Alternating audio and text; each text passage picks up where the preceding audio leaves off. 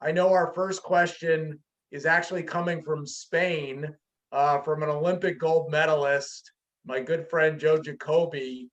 So Joe, I am going to kick it over to you, and you can ask Joe your question. Thank you, Scott. Hey, Joe, I really enjoy your story.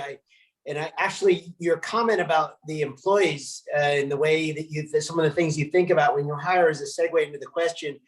I heard your podcast interview a few weeks ago with Rich Roll, which was just outstanding. And then a few weeks later, Rich Roll had Adam Grant on his podcast, and he's got the new book out, Think Again, which is kind of a lot about our mental agility and how we rethink what we know.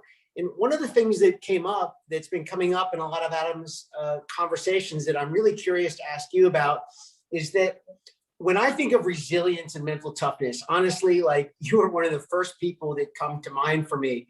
And then Adam really talks about how if we're not careful with mental toughness and resilience and grit, it really does affect our ability, whether it's to be more vulnerable or whether to be more, our ability to change our opinion. How do you sort of wrestle with that contrast between grit, resiliency, and then on the other side, rethinking agility and rethinking what you know? How do you wrestle with that just for yourself?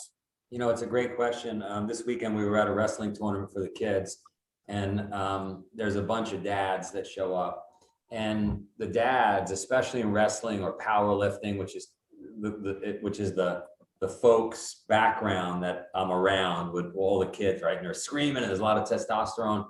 One of them in particular has so much grit and so much resilience that it's a negative, to your point. And, when the referee makes a bad call, it's just, there's no flexibility, right? And this weekend, it really came into clarity for me. And I said to him, I've got friends that are multi-billionaires. And when I look at their personalities and their ability to be so successful, they're nice. Their handshake is soft. They're not looking to show off. They're like, they could take it or leave. They just want to be good people. In some cases, not all billionaires are that way. There's no correlation necessarily, but it's interesting that the universe has given some of these people I know all this monetary wealth. And so I try to see if there's correlations. There's something interesting that I'm not doing that these people are doing. And when I explained it to some of these tough, gritty exterior, like, they started to get it. And I called it, like, you want to be a tough monk, right? As I said, you want to be a tough monk, right? You want to be tough. You don't want to be taken advantage of. You want to be gritty, but like, you also want to be really nice and flexible and agile and like, and defer to people and make people feel good.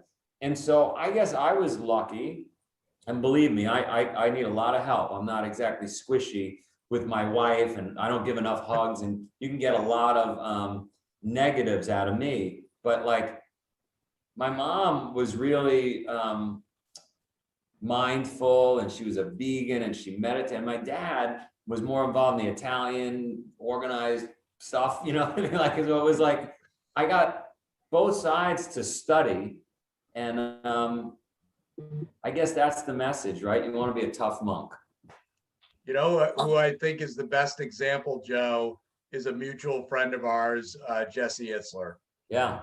That guy's the grittiest guy, but the nicest human being you could. Nice guy too. That's right. Phenomenal guy. Because it's only one side of the coin. Yeah. No, 100%.